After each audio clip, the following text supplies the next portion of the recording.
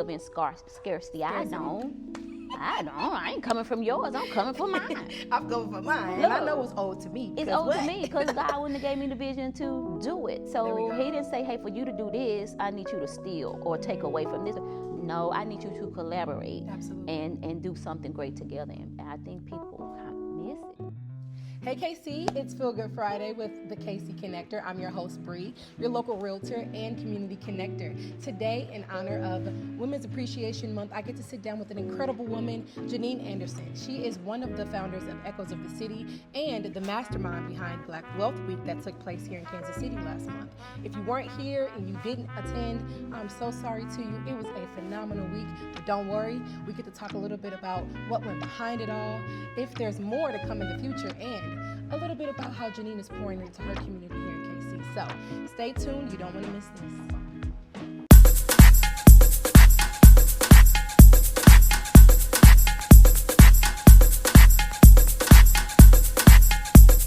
First off, say thank you so much for sitting down here with me today. I get to sit down with an incredible woman, Miss Geaneen Anderson. I mean, what's funny is I think we've known each other for some years now.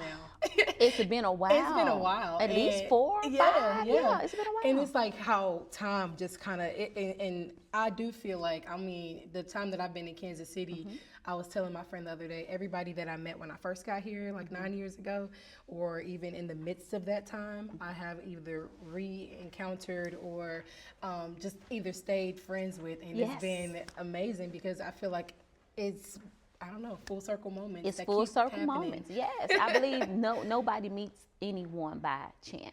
Oh, absolutely. You know, whether it's that moment or whether it comes back around, but it was always for something. Yeah. You know, Yep. My mentor Marvin, I was like, give me Geaneen's number. He texted to me. I was like, I already have it. Marvin Lyman. Yep. Girl, yes. And that's a story within itself. You And know? how I know Marvin, because where I'm originally from is where his father is from, a little town in Arkansas. And he identified that just when he heard my voice. Wow. Where you from?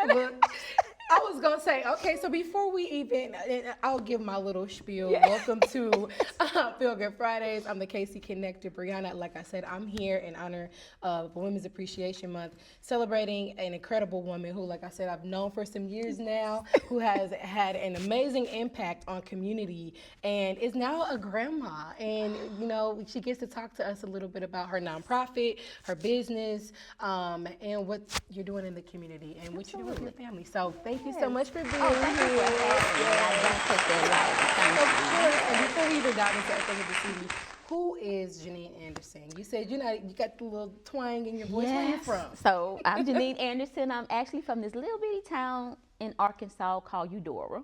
I actually been in Kansas City since 2003, so 23 years this year. Wow. But that twang doesn't go anywhere because it has a lot in the corner of Arkansas, 6 miles from Louisiana, 20 miles from Mississippi. So it's different, you know, and it don't go anywhere. It's here to stay. What was it like growing up there? Oh my goodness. Believe it or not, it was the most impoverished county in the whole state of Arkansas. Really? Yes. So, you know, you grew up poor but didn't really know it because you wasn't exposed to anything else. But lack of resources, maybe 1,000 people in all. Yeah, so if you blink, you went through Eudora, you know. But it was the greatest time growing up because all you had was community. You had each other. You didn't have the worry of what I don't have, what I do have, because everybody kind of pretty much was the same, and all we had was each other and a good time. So I would not trade it for the world. How do you feel like your experiences shaped, you know, your passion for community and storytelling and who you've become today? I mean, everything. You know, our upbringing is everything, and you know, being influenced by my mother, which everybody says I'm identical to her, and I'm like, oh yeah, for good or bad. Yes. And my grandmother, only girl of 4 with 4 brothers, so I'm the only girl of 5, pretty much just like my children, and all of that had everything. To who I am, you know, and then going to college, leaving the town, becoming a single mother, you know, because I'm a single mother of 5. That alone molded me as well as being the woman that I am. But I mean, I wouldn't trade it for the world. It was the path that was given to me, and I take it for everything that it is because Yeah. it made who I am today. I say that all the time. I was like, I wouldn't trade any of my hardships for anything. I feel like the hardships that I had to face, I definitely needed them in order to Absolutely. learn my lesson. And Lessons. sometimes I kept making, kept hitting my head. Bam, bam.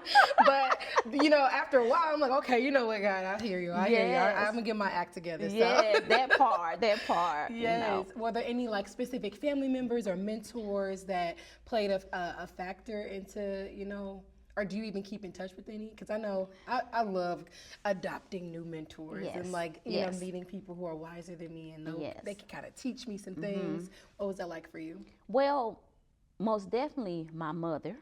God rest her soul. She passed away in 2021. But my mother molded me and taught me a lot, gave me my perspective of life, whether a mentor was there or not. You have to still find strength. And so my mother most definitely. And then as I started, to grow and get older, along the way, teachers in college. I had this aunt when I was young. We need our aunties. Aunt B kept us in that church, kept us, understanding how to be a leader. She taught me how to be a leader in the church a long time. Teachers in that little town when you from, it's like everybody is close. So I had teachers that, most definitely molded me, especially being a little bad little girl. Me and my group of friends, we were bad. We was like some of the smartest to come through there, but they was like, something wrong with y'all little group of girls, because y'all too smart, but y'all terrible, But it was just personality, we were not your average girl. Absolutely. And we had something to say, and we gonna say it, and we gonna do what we want to do, and make mistakes. One, and that baby, me, like my mom said, I can't wait till you have a daughter, and there it is, So yeah, so it was just those things that played a huge role in my youth. I like that you said that you were just loud and proud. How, and even kind of talking about, while we're celebrating Women's Appreciation Month, as a Black woman, we are always taught to like dim ourselves, to silence our voices, and to not be so loud. So how did you combat that, especially growing up in a small town, being a Black girl, being a loud woman, and being smart as you are? Like, how did you face those challenges? It was hard because I had a grandmother that didn't play that.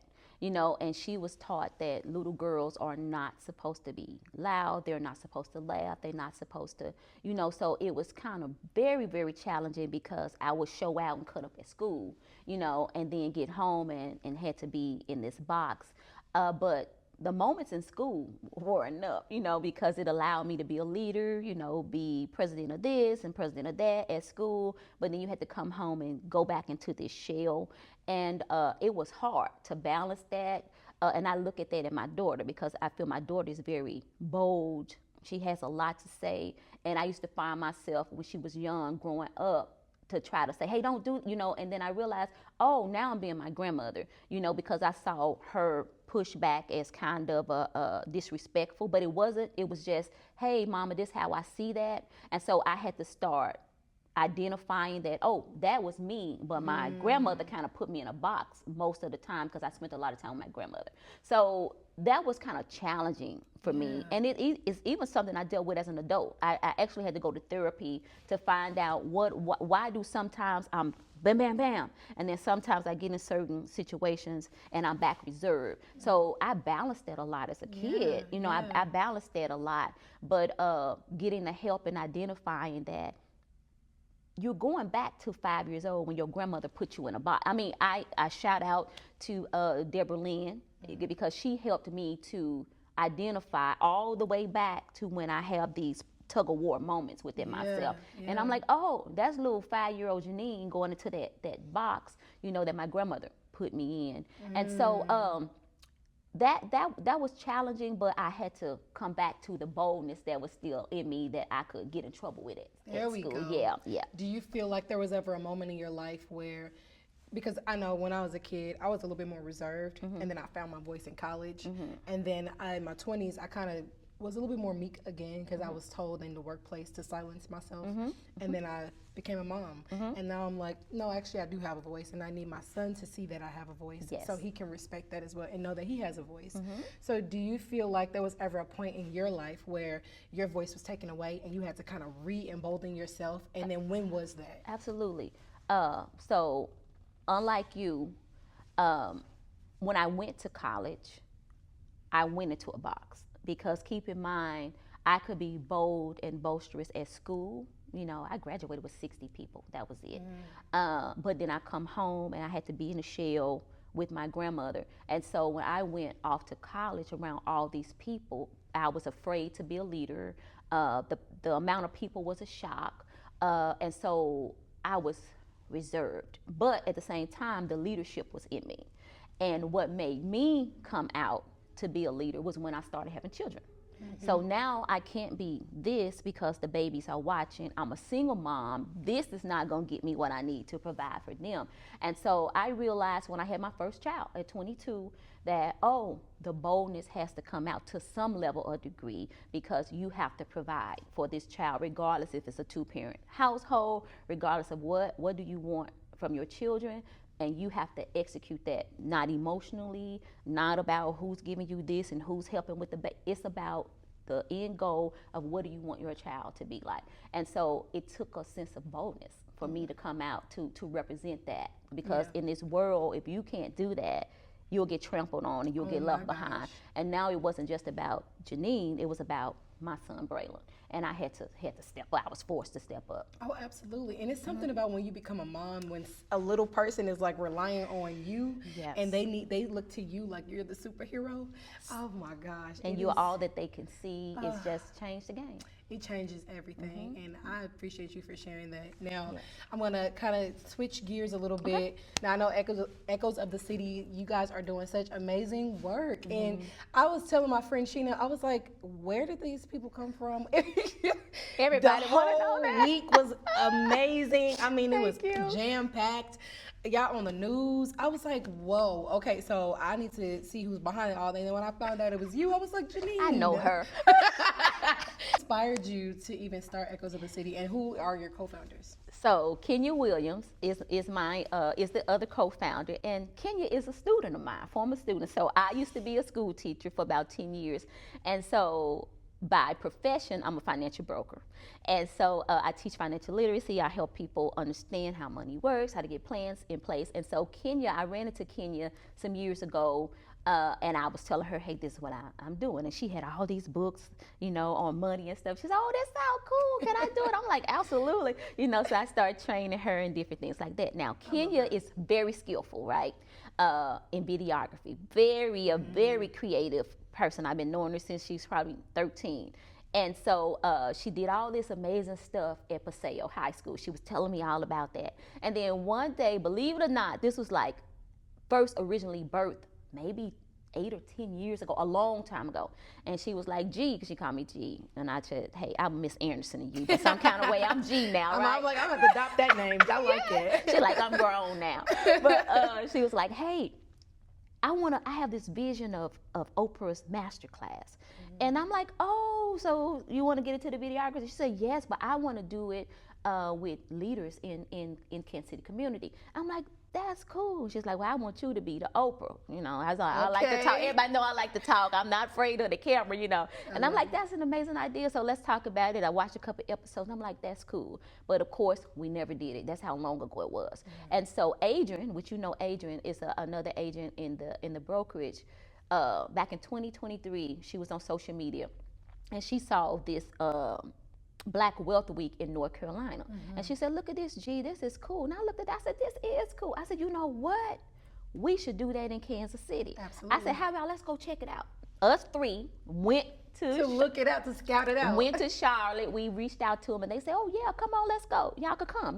We'll show you everything. So we went there, and it was pretty cool. They kind of had where they were spotlighting businesses that week. And we was like, that's amazing. I was like, let's do it. But then we talked about it. I'm like, I don't think I too much want to spotlight businesses. Let's go about where we can spotlight businesses to a different degree as resources to our community. Let's talk about what everybody does and how we can make our community better through what everybody does. Kind of like a collaborative effort that week. Let's do it that way. So we're not just saying, hey, I do this, come buy from me and different things like that. Hey, we do this, how can we together help you, the holistic person?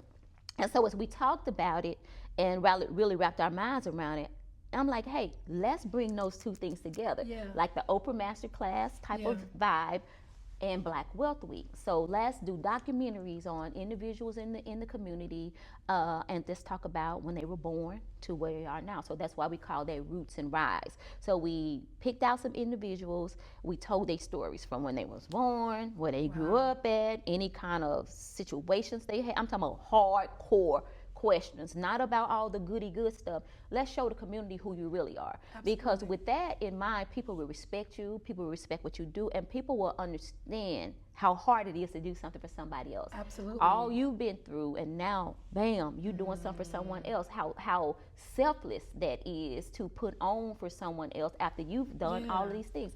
So many stories came out, and so we did the documentaries, but we wanted to end it with Black Wealth Week. So we would do these things and collaborate with all these different entrepreneurs, and then end the week culinary gala that honored the people we did the documentaries on. So it was just kind of like a mash. I love that. Crazy too. But how long did that take?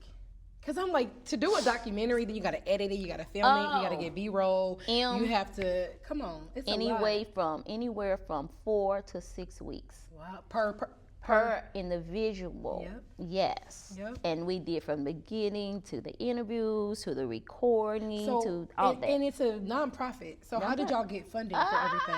We didn't. So this is what so when we originally started, it was just a passion. We had no idea. A passion project. Okay. And Terry Barnes, shout out to her. She was like, "Oh, this is amazing." Well, she's one of the people we featured. She was like, "Now that they give grant money out for this," and we like, what's that? Yeah, we know nothing about the nonprofit world. She was like, oh yeah, this is stuff that's going on that is storytelling. People want to help tell stories to shift narratives. Y'all really should consider it. And she invited us to this event, and we went. It was the very next day after we interviewed her, and it was like OMG. So that kind of birthed the idea of we should go nonprofit. Now, of course, fresh, brand new, no record. We did not get any grants, but it was a great process to understand.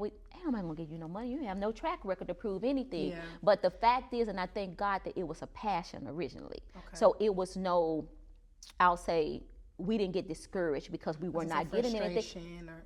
It was like, oh, we learned. Oh, we have to have this to get grants. Oh, we have to have this to get grants. Next time we know. Next time we know. Yeah. But it didn't stop it because it was originally a passion. It had nothing to do if someone was going to help us or not. Yeah.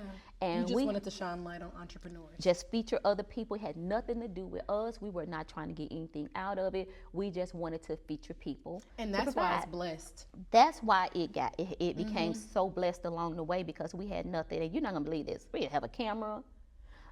No computer, like none of the resources to do full-blown documentaries. And what do you have now? Nothing still.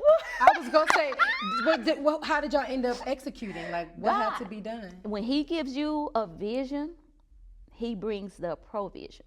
And so the minute that we doubt what it is that we can do because of the lack of resources, that allows God not to shine. He doesn't get the glory. So now we can really understand why we didn't have anything, because it happened without anything. Absolutely. So Kenya had a friend that let us borrow a camera the first time. Love that. And we shot it. And then after that, shout out to Jordan Stevens. He has a full-fledged studio. Shout out to you, Jordan. He made the rest of the documentaries happen. He said, oh, I'll help y'all, come into my studio, and he recorded everything. Now keep in mind, we don't have any money to give anybody anything. So anyone that helped us stepped up and said, collaboration, true collaboration. I believe in what y'all doing. Let me do my part. to And make it that's why happen. it's important to find the right community. Because we always say we want community, but you Yes. got to find the right community. Yes. The people who are going to give selflessly. Absolutely. They don't care that it's you asking. They just going to do it because it's you. Yes. You know? Yes. And not because they want something from it. And I think that's how you know that it's God ordained and Absolutely. it's actually for you. And that's when we realized, oh, we were not supposed to get grant money. Mm-hmm. The wealth or the money behind it was in the people. You see what I'm saying? So we were looking for grant money to fund that kind How of stuff. ironic. But Black who Wealth needs- Week look, funded by Black Wealth. who needs the money when someone says, hey, I'm going to do this?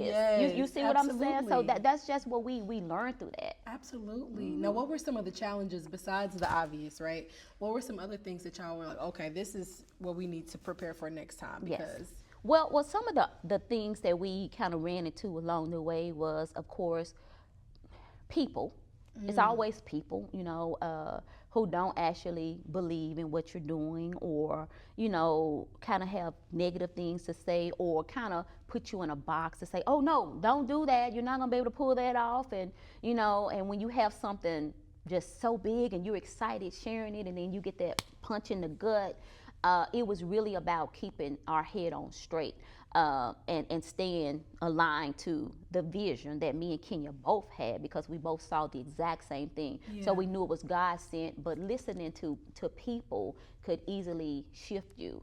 And we didn't allow that to happen. Absolutely. We might have had moments where it was like, oh God, what did we bite off? But at the same time, me and Kenya, we were very good at reminding ourselves, no, we saw the vision. No, this is what we saw. No, this is how it was. And when I tell you we had the vision, it was to the T. Everything, what the name of it was supposed to be, where it was supposed to be, what day it was supposed to be, how it was supposed to be. I'm talking about crazy. And everybody was like, oh, that's too much. Y'all too new. It's too much to do at one time. People you cannot doubt put, you. oh, I'm talking about and I some think of that sabotage. clarity is actually the key. If you're clear on your vision, Yeah. why would that not, how would that breed confusion? I don't Absolutely. understand that. And that's one of the exact things King said. Oh, it's too clear. It's too It's clear. no confusion. I mean, God, you have to do it. you have to do, and we felt compelled to do it, because one of the biggest things what we identified was that this was not our thing. It was God's thing. He just called us to operate it. Yeah. And so the minute that we realized it had nothing to do with us, we were the operators, that it had to happen regardless, and we could not bow down on And it. I'm so happy y'all did it. Oh, I'm too. so glad we did, because it looked like it could no way possibly happen. No way. It was just crazy. Probably came together last minute too. It was last minute when we started. You said it too. And that's what 'Cause most I people was like, said. "Dang," you was like, no, It was like, oh no, because and I it was get so it. well organized. I get it. In was the very well in the organized. flesh, it made no sense. Yeah. But in the spirit, Come on. you see what I'm saying? So we had to come out of the flesh to pull this whole thing out. Yeah. And when I say the sacrifice, Sleep, time, oh, financially, money. because I was gonna say, if y'all didn't get grant money, that means y'all was funding a lot of things on your own. yes. Oh my God. I'm talking about personally, it was crazy. It was crazy. And so I had to give a shout out to Mackenzie, which she stepped in as our program director, like in December, maybe it was December, but it was still a short period of time. And she jumped in full fledged. Yeah. Had to shout out Adrian, because we didn't have a girl. computer. Things to say, oh, this not going to happen. I'm talking about computer crash. Simple We need. things.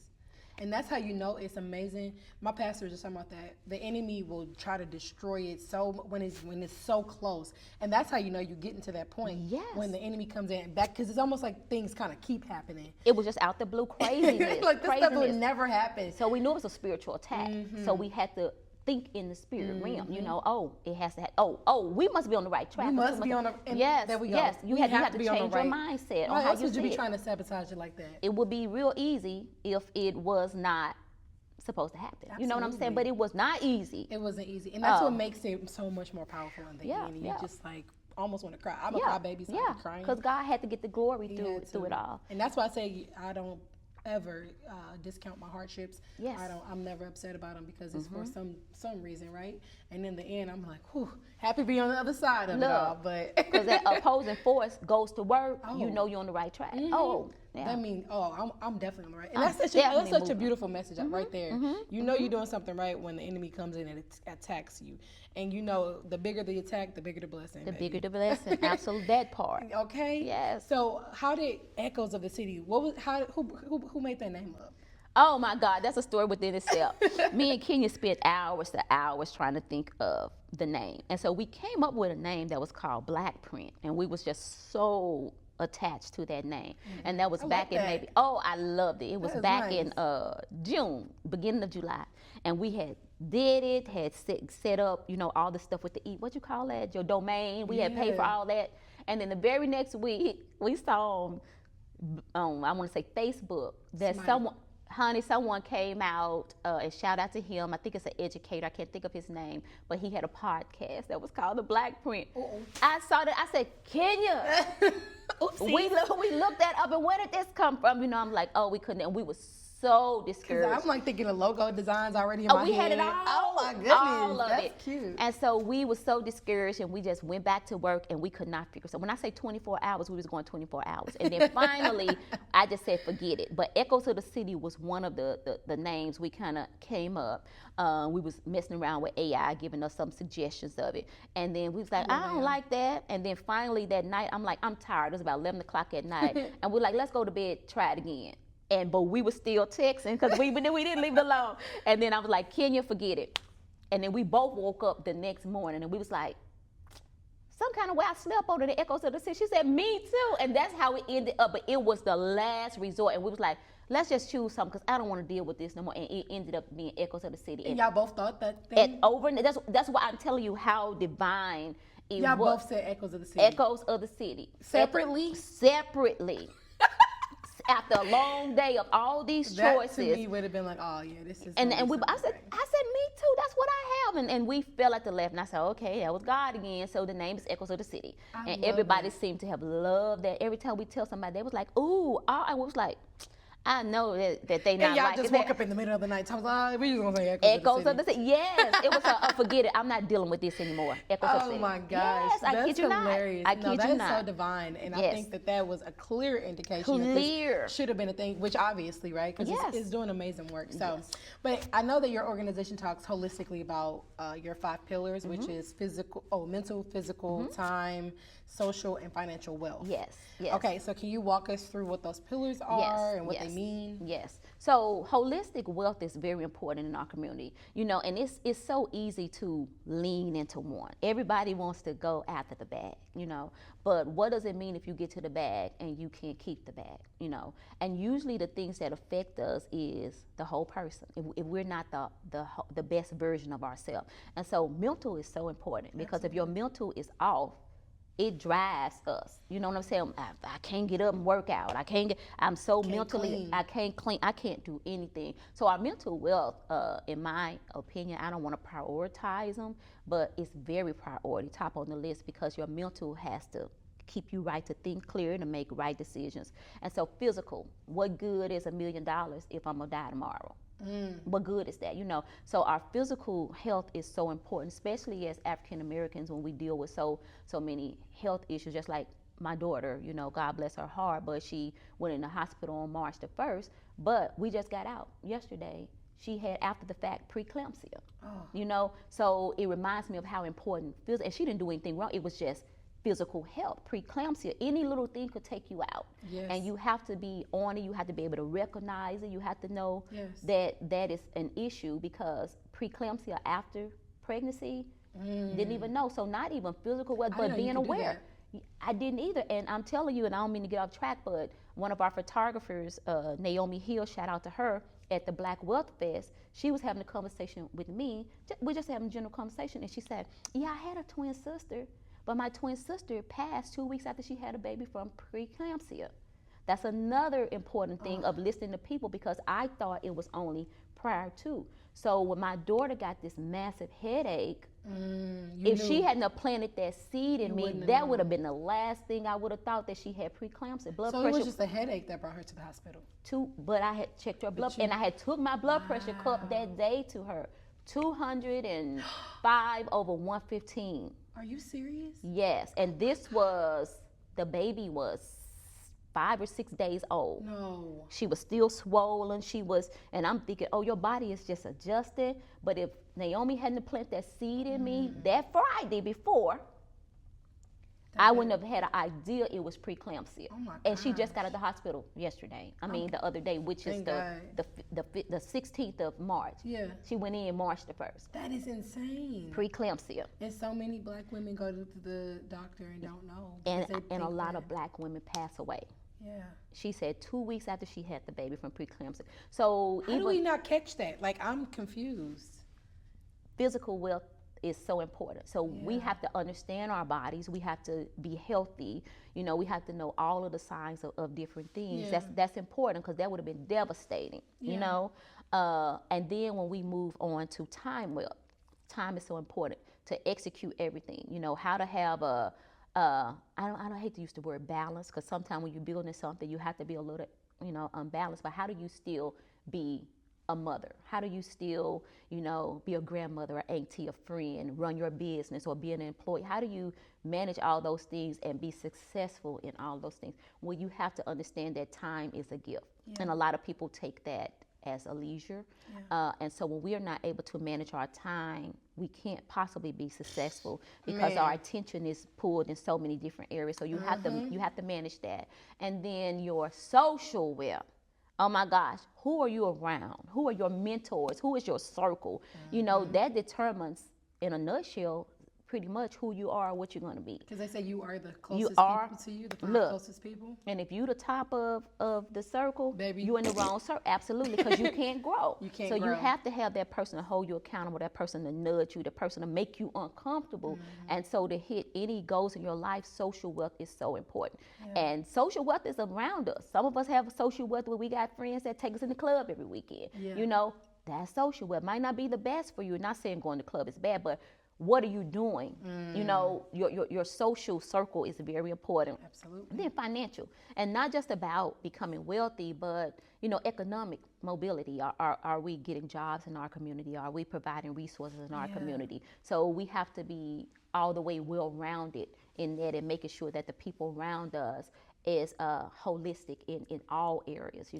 And spiritual is one of mine too. I was gonna say, I need that in my life. Yes. Spiritual is so important, and I kind of we clump that with the mental. Because your absolutely. mental is spiritually. Because some people say, well, why is spiritual wealth? Well, that's with mental. It is. 'Cause you gotta believe. You have to believe. The faith part. You have to believe, because when you don't, I've been through a severe depression, and when I go back and look at that, I realized that I was under a stronghold.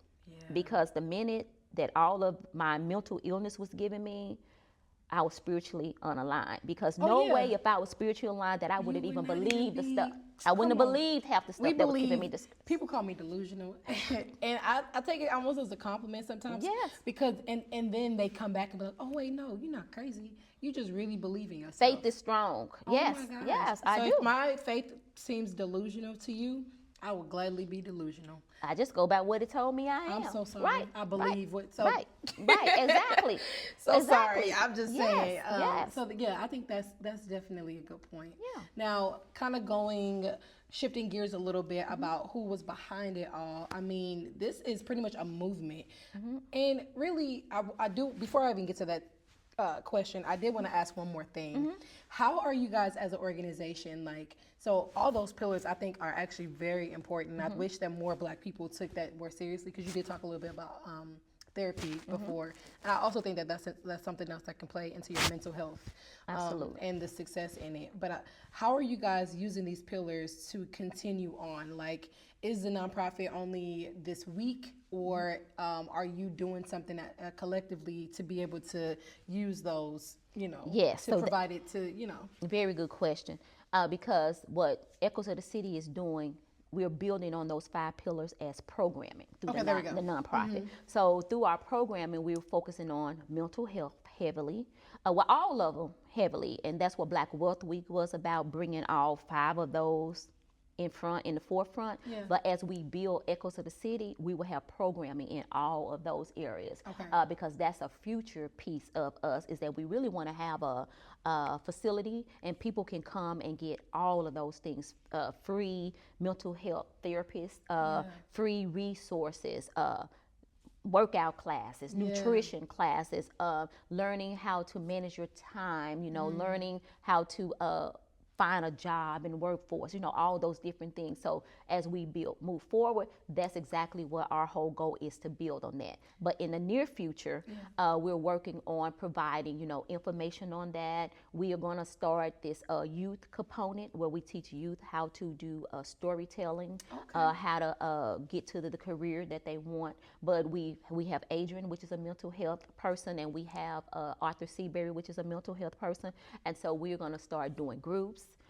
So we have a whole lot in place. Believe it or not, and I don't want to say we started backwards, but that's why people look at us like we're crazy, because usually when most people build when they build a nonprofit, they work on the capacity, they work on all these different things, they work on the program. But when we started, like I said, it was about a passion, and we went right into Black Wealth Week on the resources. So now we're in the building stage. So we're working on that, but we have proven to ourselves that we can do the program and we can do big events, we can do all those things. But now this month, next month, it's about all the programming.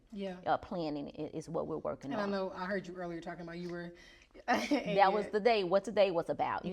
So we've already started leaning into those people to help us, get ready for grants, help us build that capacity structure, get the board in place, get all of the moving parts. And even though we did a big event, we're still in the beginning stage of making it happen. So we're super excited about that. Got so much further to go. So much further. We just jumped out there crazy. People are like, y'all just jumped out there. Yeah, we did. And it worked. It worked. But we have to get that structure, get all of that stuff lined out, get those programming in place, and move forward. But that's what these next couple, I'll say, 60 to 90 days is all about. But most definitely programming. Strategic planning. We love those two words. Yes, and the programming is coming, and we're so excited about that. Well, that is amazing. And are you guys going to be partnering with other organizations to host those classes, or doing it all in-house? I'm so glad you said that, because Echoes of the City and Black Wealth Week, I don't know how to, I'll say it like this. It's really not about us. It's about who can we partner with, who can we collab with, because the thing is, you have so many different organizations, and everybody, believe it or not, have one common goal, and that is to help somebody, a specific group. And so, or for something specific, but the ultimate thing that's in common is to help somebody and do something for somebody. And I think it's just time for us to realize that we can't be crabs in the bucket. We can't just say, hey, I'm doing my thing, I ain't worried about what you're doing, because all of it plays a role in making somebody a holistic person. So we have to see that, and we have to come together and say, hey, this is what I do and I provide. So we can't wear ourselves out doing it all. We want to collab with people who are doing it, so that we all together can come together and provide resources to each other. Yeah, we got to stop looking like, oh, I'm over here and I'm over here, I'm over here. Hey, we all do this because we got one common goal, to help this individual. And it's not usually one thing to help them, it's several things. So if we can't come together and say, this person needs this, oh, I can reach out to this person and get you connected to them. Oh, I can connect you to this. That's what Echoes is about, collaboration. And because I noticed that you guys have partnered with like Black Co. Yes. And I noticed that, you had I've seen a lot of entrepreneurs either that I already knew or that I've just met. Yes. And so I think it's important, because I'm not from Kansas City. I think I talk about this all the time. I always noticed that there was a little bit of gatekeeping here. And I was always just curious, because in every room that I am now entering into, I'm telling you, the conversations are the same. We are all on the same wavelength. And I think this is the first time, me and Sheena talked about it last time, this is the first time in our history that we are the most educated that we've ever been, have the most wealth that we've ever had. But it is scary, because you look at one component of it, the Black wealth is still declining. Yes. And that's and so when you guys did your week. I thought that was highly important, but I think that there's also another conversation that needs to be had. There's no point in reinventing the wheel if somebody is already out here doing it. And like you said, collaboration is key. We are also the most disconnected that we've ever been, even though we're the most connected. Yeah. Because we are lacking the community that we need. And so how do you feel like in Kansas City, at least, people can come together and kind of eliminate that gatekeepy, I guess, environment that we kind of created for ourselves here? Yes. Do you agree with that? I agree 100%. That's really the foundation of Echoes. And you hear this word being used quite a bit, like ecosystem. Yeah. I used to teach science. So the true definition of an ecosystem is everything is needed. Nothing grows, nothing survives without everybody has a niche. Every animal, whether it's the sunshine, everybody plays a role. Ants, everything plays a role. And so, God created it to be. And if we don't talk about that because I've seen people try to do it, but at the same time, it's still this mentality that I'm doing it, I have this agenda, I'm the lead. We have to move that out the way because everybody plays an important role. Yes, someone needs to conduct it, someone needs to bring somebody together, but with Echoes, our goal is not, we running it. No, it's like, hey, we have to wake up because you made some very clear points. We're the most educated. Another thing, though, we are huge spenders. We spend the most money in every, so we have the power if we see it for what it is, but what's the disconnect? We're not connected. We say we are, but are we really? And when you think about history, how was Black Wall Street built? That was a true ecosystem. Yeah. That was a true ecosystem. And they knew in order for us to overcome what we're going through, we have to truly come together. We have to build together. We have to spend together. Yeah. We can't just talk about it. We have to be about it. Yeah. And so we hear all the time, we need to build back Black Wall Street back. If we can realize that we truly have to collaborate, we truly have to share resources. We truly have to say, hey, I'm going to send you over here to do this X, Y, Z. We're not going to make it happen. Yeah. And so that's what Echoes is about, a true coalition. And I realized along the way, a lot of us still don't have it. We know we have people to ignore us. We have people to just not say anything. And we like, what? That's really what you say you represent, but you're not. And so it's like a scary thing, because if I get close to you and I start doing that, it's going to take away from this and what I have. That scarcity mindset. Scarcity. And there's so many resources out here. So how do we get away from that mindset? Because I do feel like there are still a lot of Black people that even think that they need our counterparts in order to advance. And I think that that's a false misconception. It's false. I don't think, because you're right. I remember, I forget what year it was, but I remember Black people, we kind of banned Target, and those sales plummeted, and it was very apparent that we were upset and they were affected.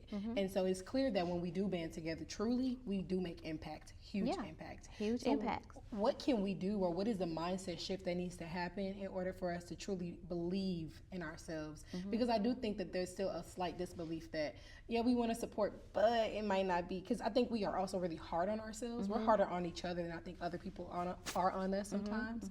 We lack grace for one another. Yeah. I can't tell you how many times if at a Black restaurant they mess up, they're like, I'm never going back to Foray. I don't know. Yeah. But then McDonald's mess up on your order every day. And then you're going to go back to McDonald's tomorrow for the same meal. Yeah. So what is the mindset shift that needs to happen for us? Well, I like that you said the word grace, because we don't have grace for each other. And we're so critical with what we do, but not so critical about things on a corporate level. And it's a missing piece that we don't get. A Black mom and pop shop, well, they all they have. So it's them doing everything. So you're able to recognize a mistake. But when you look at corporate, where they have the money, they have huge teams in place. And so it's so many people doing so many things that make them look flawless. So it's able for us to identify it over here because these people are trying to build something that was once what it was, but they had the resources, they had access to loans, they had access to everything to build a strong team, which is employees. Right, which is employees. These individuals don't. So grace is needed there, and if you want to help them, give grace. That's being part of a team. You know, it's being part of a team, because help out and identify that this person is beginning, give them grace and keep coming back. Because like when you mentioned Target, when people stop spending Target, which we showed we had the power, well, where did you go and spend after you left Target? I bet you it wasn't someone black. It wasn't. You see what I'm saying? So probably Walmart. We made one step to the good, but when you left there, where did you go and spend? So we don't talk about that enough. It needs to be back in our community. We just found another big corporation to go and give their money to. So I think it's important that we pull together, because one of the things that's missing is we don't know who do what in our community. You see what I'm saying? So that's another thing of echoes. Hey, I didn't even know you did that. Hey, we doing this. Let's come and display you. So kind of like what we saw in North Carolina, but let's display on another level by providing resources. And if you didn't know, this is what this platform is. Connecting each other. Because how do I know what you do, and how can I not promote? So we have to form a coalition to come together and say, this person does this person does this person does this.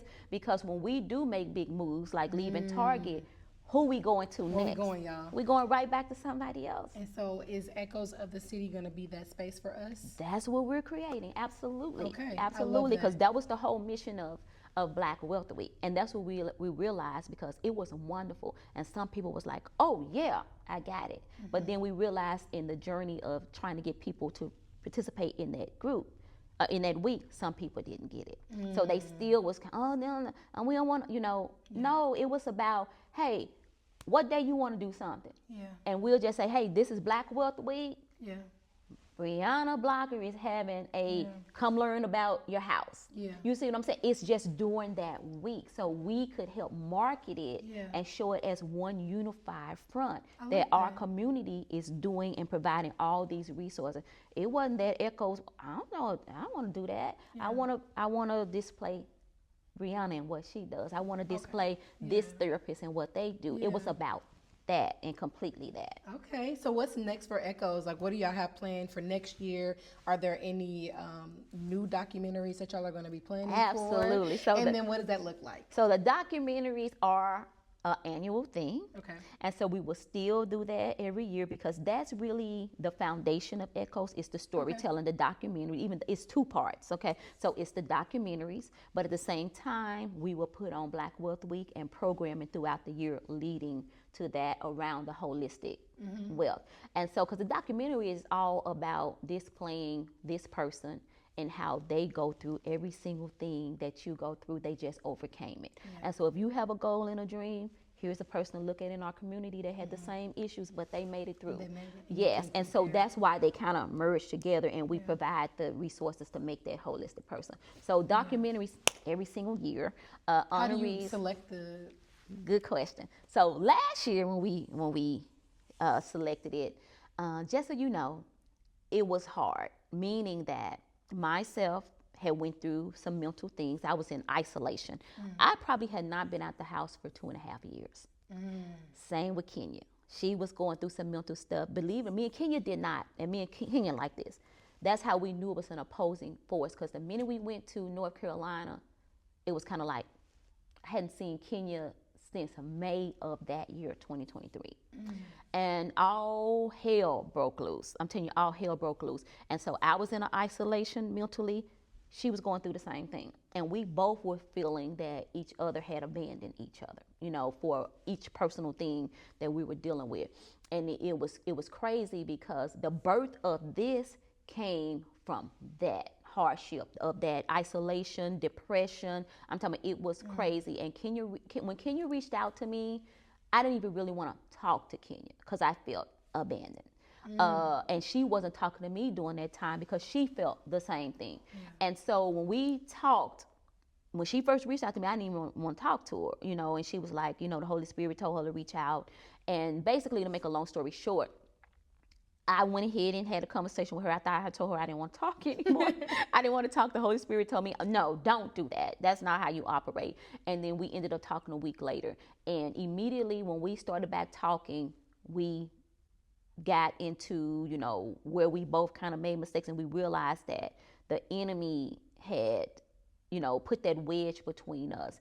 And then, I kid you not, the very next week, I was just telling her what all I had did that year, because I literally just came out the house March of last year, after 2.5 years. And it was Adrian that said, hey, it's Women History Month. We finna get outside. It's been long enough, G. Let's go and do ironic, this. it's March It's again. March again. I kid you not. And it was taking me also to lift her up. The lift her up thing, which last year I was sitting in the back of the room depressed. And this year I'm an honoree. It turned around just like that. So I realized the devil was silencing me with the isolation and my thought process. I was listening to what the enemy was saying versus what God was saying about me. Yes, got to stay in motion. And so started talking back to Kenya in May. I started telling her, the people I had met when I came out in March, and I had been plugging into the Black Code, and I met so many amazing people. And she immediately said, oh, that's why we didn't do the documentaries before, because you said you didn't really know the people that you can connect with. It sounded like to me you met all the people that you could. And I thought, and I said, I have met a lot of people in the past month or so. Yeah. And she said, let's do it. And just like that, it started. I kid you not, it was just like a pick up, let's do it. Because I knew the people. Like that in your life too. Absolutely. You do. Absolutely. But we knew the enemy was keeping us apart for a time as this. And I know I'm going to wrap it up, but can you talk a little bit about the forgiveness piece? Because I feel like that was important. And I think a lot of us miss out on our blessings, which I think that's the overarching message that I'm hearing. That I think a lot of us can relate to. Yes. How hard was it for you to forgive her? And then to be like, okay, I'm going to actually reach out and I'm going to work with you again. Like, because a lot of us probably missing out on opportunities of a lifetime because we are harboring ill will toward people that we just probably really do love. Yeah. Because Kenya was like a daughter to me. And, people couldn't believe it. They asked me, hey, you talk to Kenya? I'm like, I ain't talked to Kenya. Kenya ain't said nothing to me in a year. And the same, vice versa. And that was hard because, like I said, she was like a daughter to me. Yeah, we were in business together, but I've been knowing Kenya since 9th grade. She was 9th grade. And so when she reached out, the first thing was like, no, she abandoned you, but never thought that she felt the same way. You see, so we can feel our own thoughts, but you have to be fair and you have to give other grace, because everybody operates from their reality. Yes. Your reality don't mean that's my reality. Yes. So if I feel that my own reality is the truth, you're hurting yourself because you're not being fair and you're not giving people grace that you expect for yourself. Yeah. And so when the Holy Spirit was like, you're not being fair, you need to listen to Kenya. And when I heard her thought process, yes, I was upset and she was upset with me, but we both were mature enough to know, well, that's Kenya's reality, that's my reality, and we respect that that's each other's reality. So let's apologize and move forward, because, I could see your perspective. And she was like, I can see yours, and so it wasn't, I'm the right one. No, I can relate to your perspective. It was you two against the problem. Against the problem, not us against each other. And so when we were able to say, okay, we both were wrong, we love each other, and it was like right back. And that's where the idea was like, well, you remember this, all the stuff you're telling me, you know those people. But it is so important to understand that. And one thing that's important is that you are supposed to always operate in the fruit of the Spirit. And during that time, neither one of us were operating fully in the fruit of the Spirit. And we both, whether we agreed to how each other perspective was, we couldn't agree on one thing. We were not operating in the fruits of the Spirit. So none of that stuff matters, because I love her, she loves me. And that's not how we operate anyway. And God has something for us, because we would not be together. And so we shifted all that to the side, and we was back into operating in the fruit of the Spirit, and everything just happened. You have to operate in the fruit of the Spirit. And that's even stuff I tell single mothers in my book. Emotionally, We cannot conduct things emotionally. It has to be logical, and you have to be so looking hard. through a lens. And what is the lens you look through? And the lens we both choose to look through is the fruit of the Spirit. If it's not of the fruit of the Spirit, I'm wrong somewhere. You see what I'm saying? I just have to realize I'm wrong somewhere and be mature enough to accept it. Yeah. Exactly. Now, lastly, if you could just leave one message about legacy and generational wealth for our community, what would that be? You know, legacy is everything. And each person has their own definition of legacy. You know, some people think that it's money. Legacy, like I look at my mother. My mother left a legacy. How I move, how I act, how I respond to things, everything she taught me was a legacy. And so your legacy is so important, whether it's financially or whether it's personally. But every day, you should be intentional about your legacy.